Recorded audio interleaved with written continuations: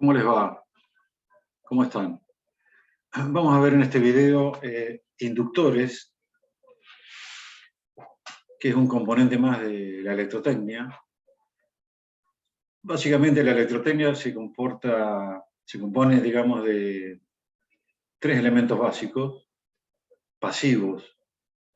¿Qué quiere decir que sean pasivos? Que solamente transforman energía en calor, en el caso de las resistencias, almacenan energía en campos magnéticos, en el caso de los capacitores, y almacenan energía en los campos magnéticos, en el caso de los inductores.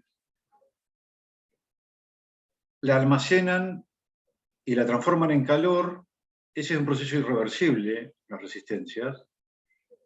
Y en el caso de los capacitores, la almacenan para después devolverla, cuando el circuito lo requiera o cuando nosotros lo requerimos. Los inductores también almacenan energía y después lo devuelven. La diferencia entre un capacitor y un inductor es que el capacitor, siendo de buena calidad, puede mantener almacenada esa energía indefinidamente, en el caso de que un capacitor sea perfecto, pero el inductor no. El inductor es solo un instante de tiempo que puede almacenar energía en el campo magnético y después devolverla. Para entender cómo funciona un inductor, vamos a repasar dos leyes. Dos leyes que son la ley de Ampère y la ley de Faraday de la inducción. ¿Qué decía la ley de Ampère? Bueno, la ley de Ampère decía que, dice en realidad, que todo conductor eléctrico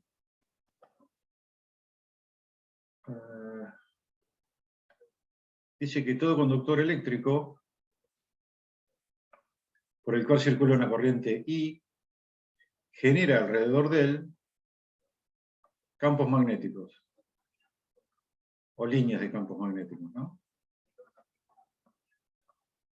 Bueno, deberían ser todas del mismo tamaño, no importa.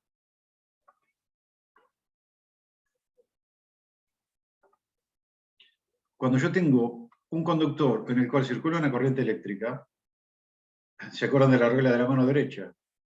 ¿Sí?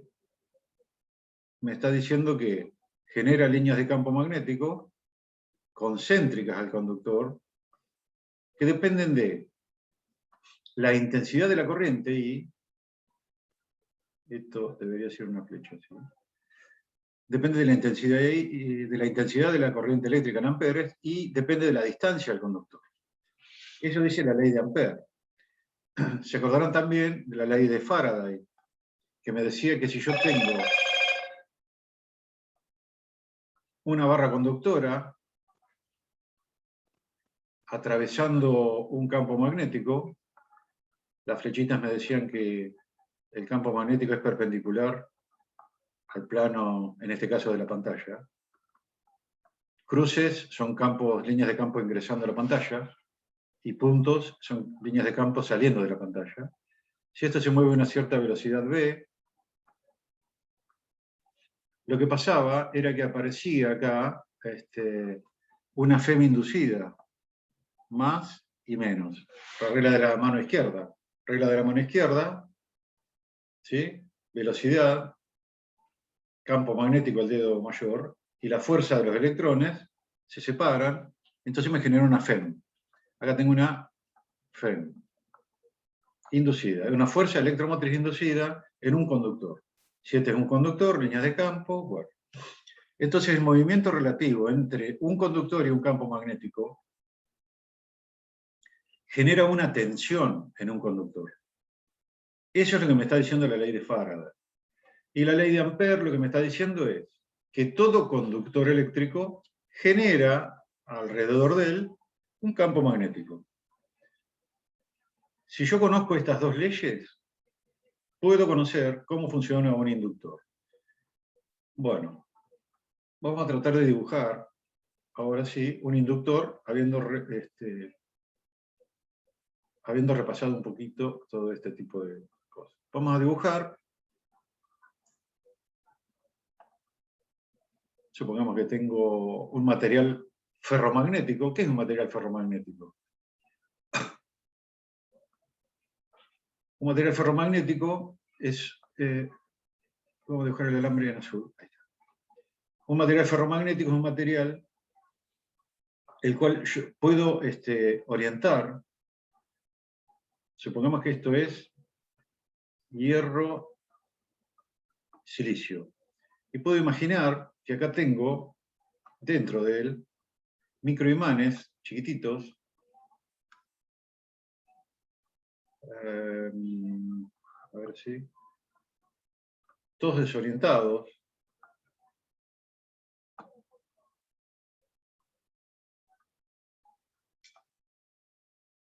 a los cuales los puedo llamar microimanes, con su polo norte y su polo sur, su polo norte y su polo sur, etcétera, etcétera.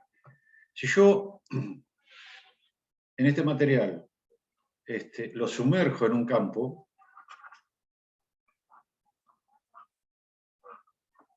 que llamo inducción magnética, todos estos dipolos van a tratar de orientarse, ¿sí? Se van a orientar con su norte y su sur, van a estar todos orientados hacia un determinado lugar. ¿Por qué? Porque los polos opuestos se atraen y los polos iguales se rechazan. O sea que norte con norte se va a rechazar, norte con sur se van a atraer y sur con sur se van a rechazar. ¿Sí? A este le llamamos campo vector inducción magnética, y lo que se forma acá adentro lo llamamos B,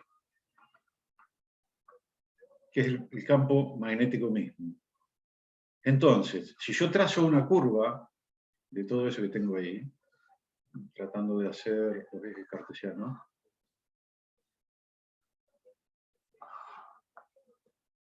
y acá pongo, por ejemplo, el vector H, mayúscula,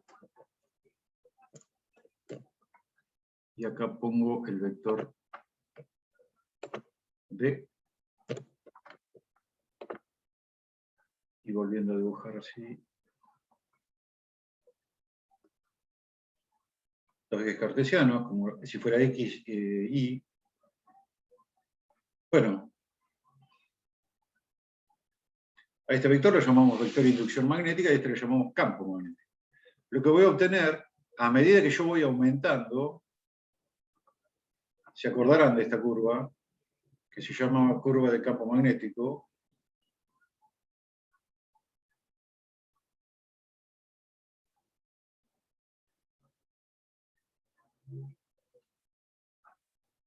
Sí, con la flechita. A medida que yo aumento el campo magnético, donde H es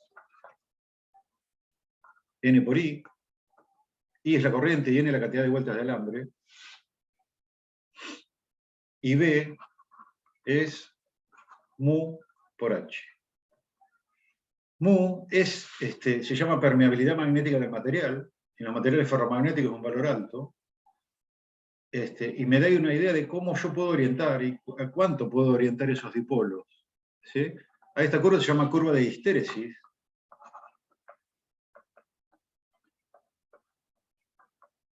Histéresis del material magnético. Y lo que me dice es, a medida que yo aumento H, o sea, aumento la corriente o aumento la cantidad de vueltas de alambre, aumenta el campo magnético dentro del material magnetizado. Y a esta zona que está acá se le llama zona de saturación. ¿Por qué? En esta zona ya están todos los dipolitos orientados para un sector, no los puedo orientar más, por más que aumente la corriente. O sea que, a medida que aumenta la corriente, los dipolos se orientan, y una vez que están todos orientados, se llama zona de saturación del núcleo magnético. Después vuelvo, quitando la corriente, y aparece algo que se llama B remanente, o campo magnético remanente. Eso es un electro que quedó formado un imán permanente en el material. ¿Sí? Curva de histéresis de un material me da idea de cuánto de magnetizable es ese material. O sea, cuánto puedo yo transformar un material en un imán. Muy bien. Vamos al inductor. Supongamos que acá tengo un material magnetizable, Y supongamos que agarro un alambre, lo vamos a hacer con rojo, así, y lo enrollo.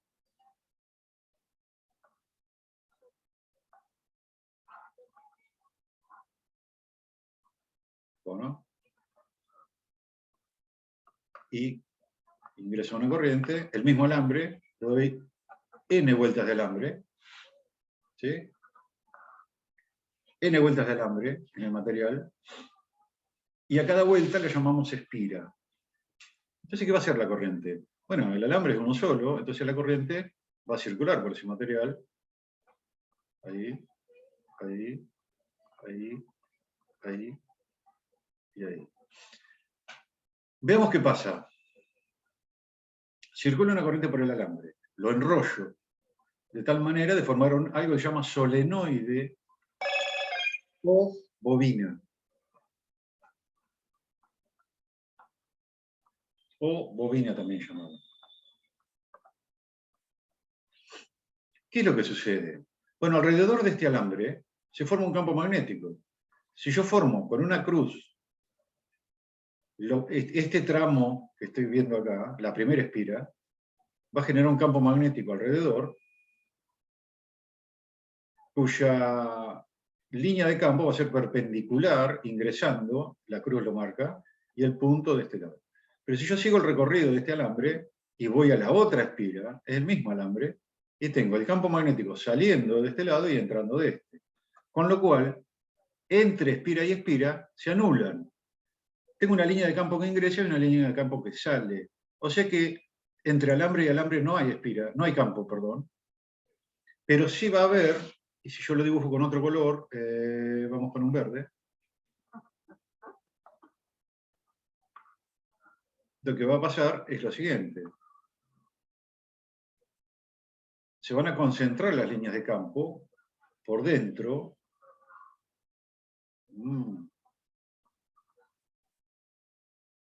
Ahí. Bueno, vamos a tratar de hacerlo más. Ahí. A esto que tengo acá lo llamo campo magnético B. Entonces lo que estoy haciendo es concentrar en el centro del material ferromagnético muchas líneas de campo. ¿Está?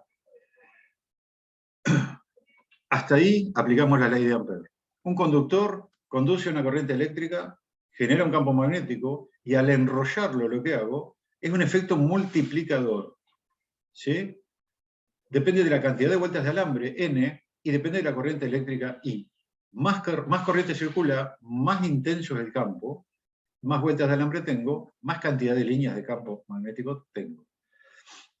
Pero recordemos la ley de Faraday. La ley de Faraday decía que cuando un campo magnético varía cerca de un conductor, genera en ese conductor una FEM inducida, una tensión eléctrica. ¿Qué pasa si esta corriente es cero y yo quiero pasar de 0 a 10 amperes, por ejemplo? Bueno, se va a generar un campo magnético que está creciendo. Ese campo magnético que está creciendo está cortando el alambre contiguo, de manera tal que sobre esta espira se va a generar una FEM inducida, que va a tratar de oponerse al crecimiento de la corriente. Lo mismo va a suceder cuando yo quiera, una vez que tengo estabilizada la corriente, quitarle de 10 amperes, pasar a 0, cuando yo interrumpo un circuito inductivo. Lo que va a tratar de hacer es que ese campo disminuye, por lo tanto induce en la espira contigua y en las sucesivas una FEM inducida, que lo que trata de hacer es oponerse a esa disminución de corriente. Entonces, lo que sucede con un inductor es que se opone a los cambios de corriente. Cuando yo quiero cambiarle la corriente a un inductor, este inductor reacciona, generando una sobretensión, tratando de mantener el valor de corriente que tenía. Vamos a ver un circuito, vamos con el color azul.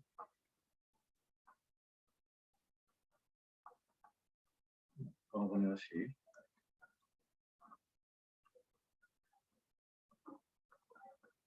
a poner resistencia de R. Y el inductor lo vamos a simbolizar con la letra L.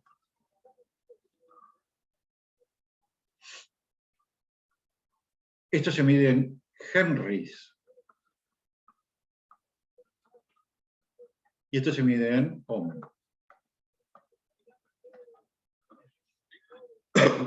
Es una fuente B, una resistencia, un inductor, un bobinado, puede ser tranquilamente.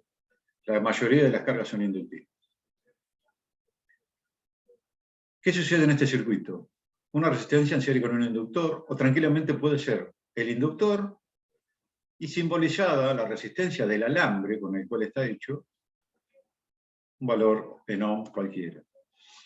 ¿Qué corriente tiene este circuito cuando la llave está abierta? 0. Entonces, vamos a graficar en el tiempo. Acá vamos a graficar la corriente. Y la corriente es 0, porque la llave está abierta. Muy bien. Cierro la llave. ¿Qué pasa con el inductor? Acá va a tratar de establecerse una corriente I. Pero el inductor se va a oponer, porque tenía corriente 0. Entonces, cuando yo quiera forzar una corriente, por ejemplo, 1 ampere, 2 amperes, 10 amperes, o 25 amperes, lo que va a hacer el inductor es tratar de que la corriente sea 0, siga siendo 0, un instante después, de tiempo después, que cierre la llave. Para eso tiene que generar una sobretensión, B.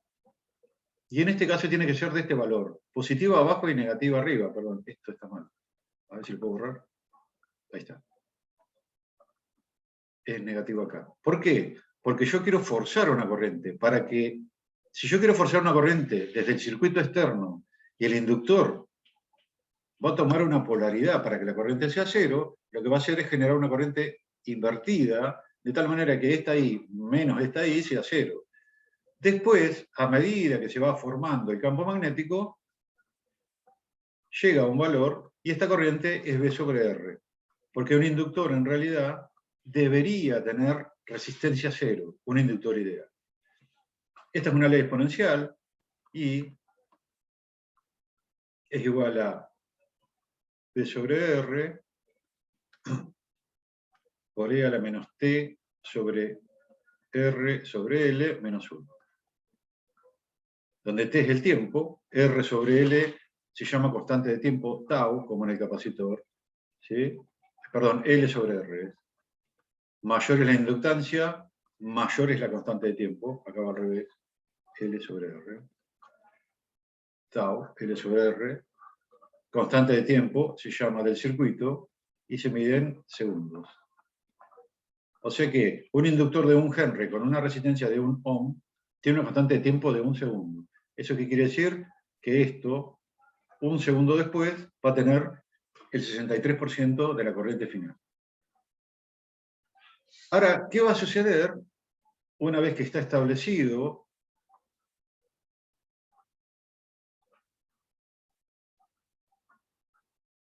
una determinada corriente? Este es el inductor L, esta es la resistencia R, B, y ya está circulando una corriente. Imaginemos una corriente cualquiera, B sobre R. ¿Qué va a suceder? Ya tengo una corriente. Y en un determinado instante de tiempo, acá por ejemplo, yo lo que hago ahora es abrir la llave. Como tenía una corriente, lo que va a hacer el inductor es esa corriente va a tratar de disminuir. Entonces lo que va a hacer el inductor es generar una tensión. Ahora, al revés, para mantener la corriente en el circuito. Al estar disminuyendo por el circuito externo, el inductor genera una sobretensión tratando de mantener la corriente que tenía. Si circulaba 1 ampere, va a generar una sobretensión tratando de mantener ese ampere. Eso está almacenado en el campo magnético. Ese campo magnético va a ir disminuyendo gradualmente, no bruscamente, con una ley exponencial. ¿Sí? Muy bien. Entonces, así funciona un inductor. Yo no puedo variar bruscamente la corriente a un inductor Para eso el inductor genera sobretensiones. ¿Sí?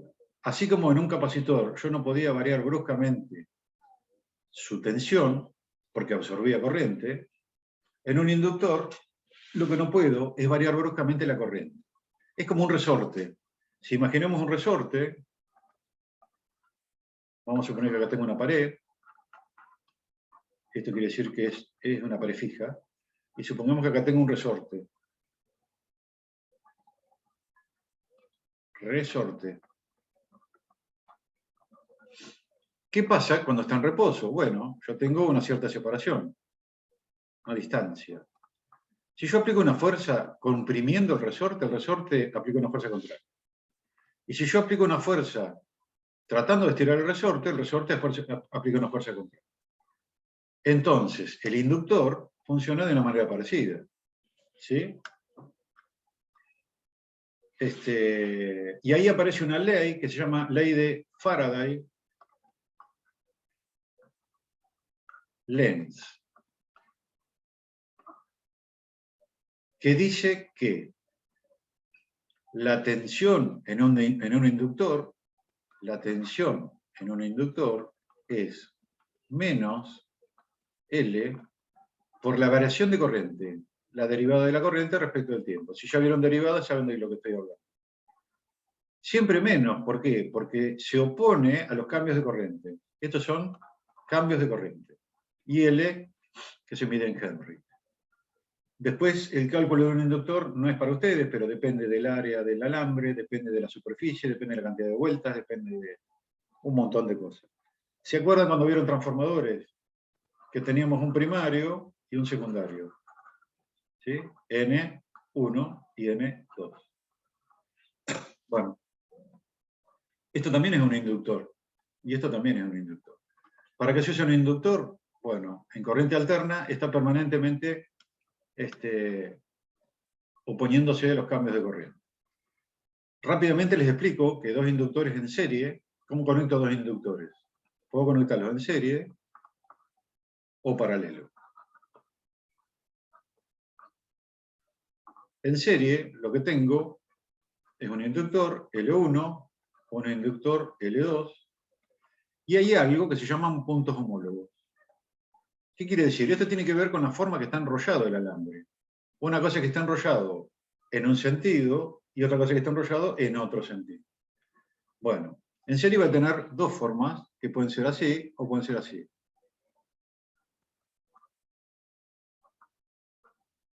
Donde los puntos homólogos están justamente al revés.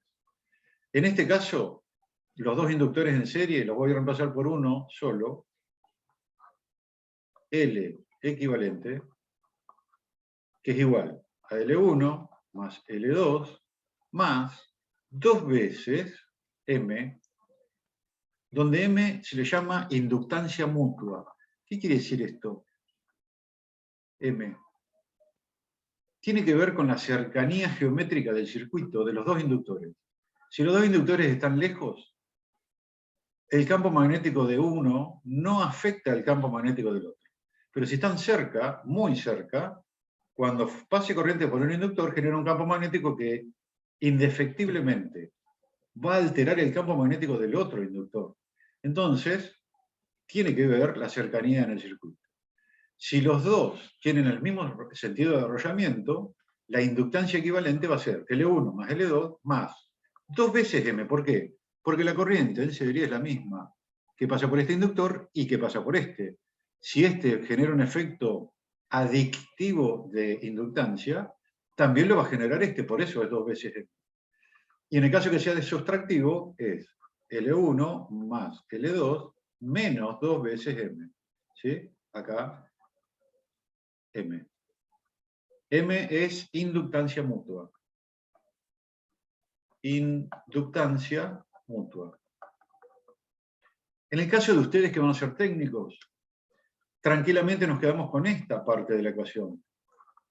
No vamos a tener en cuenta esto ya es muy para las radiofrecuencias, etcétera, etcétera. Esto en el caso que sea serie. Vamos a sacar esto que está molestando. Borrando. Muy bien. Y ahora borramos y lo ponemos en paralelo. ¿Cómo hacemos para dos inductores en paralelo? L1 y L2. L1, L2, paralelo. Lo voy a reemplazar por, no vamos a tener las inductancias mutuas porque es muchísimo más complejo, pero vamos a reemplazarlo por uno de valor equivalente, que es 1 sobre L1 más 1 sobre L2. Esto es como conectábamos dos resistencias en paralelo, si se acuerdan. ¿Sí? O sea que la inversa de la inductancia equivalente es la suma de las inversas de todas las inductancias. Resumiendo, un inductor es un arrollamiento de alambre, simplemente eso. Es un alambre enrollado en un núcleo, que puede ser un núcleo de aire o puede ser un núcleo de un material ferromagnético. Lo que aprovecho con el material ferromagnético es orientar las líneas de campo generadas por el inductor y guiarlas por ese núcleo, lo que usamos en el transformador. Usamos la ley de Ampère y usamos la ley de Faraday. Y eso nos explica el inductor. ¿Sí? Muy bien. Espero que les haya servido. Y junto con la resistencia y el capacitor, son los tres elementos fundamentales de la electrotecnia. Después vamos a ver cómo funciona un inductor en alterna. ¿Sí? Si yo hago un resumen pequeño, una resistencia y un inductor nuevamente, L, R y B, lo que voy a tener acá, y si grafico las tensiones y las corrientes, tiempo, acá tengo la corriente y acá tengo la tensión en el inductor, por ejemplo, la tensión BL, perdonen el pulso. Lo que va a pasar con la corriente cuando cierre el interruptor es que se va a formar una corriente exponencial. Perdón, ahí no baja. Hace así y crece hasta un valor. Este valor es B sobre R. Porque el inductor, una vez que pasó algo que se llama transitorio, es un cortocircuito. Nunca hay que poner un inductor en paralelo con una fuente. Siempre tiene que tener una resistencia. Si yo este inductor tiene resistencia cero y lo pongo en paralelo con la fuente, es un cortocircuito, porque tengo resistencia cero. ¿Qué sucede con la tensión? Bueno, me aparece acá algo que se llama pico de tensión negativo. ¿Por qué? Porque va a ser positivo acá y positivo acá abajo y negativo acá, tratando de oponerse a la variación de corriente. Ahora, si yo en un determinado momento abro la llave, esta llave que la había cerrado la vuelvo a abrir, lo que va a pasar ahora es que la corriente va a disminuir gradualmente, exponencialmente, y acá lo que tengo es un pico positivo de tensión. Está muy desprolijo, pero más o menos se entiende, ¿no? Un pico negativo, un pico positivo. Y así funciona el inductor, generando sobretensiones, tratando de mantener la corriente estable por dentro de él. Bueno, que tengan, espero que les haya servido.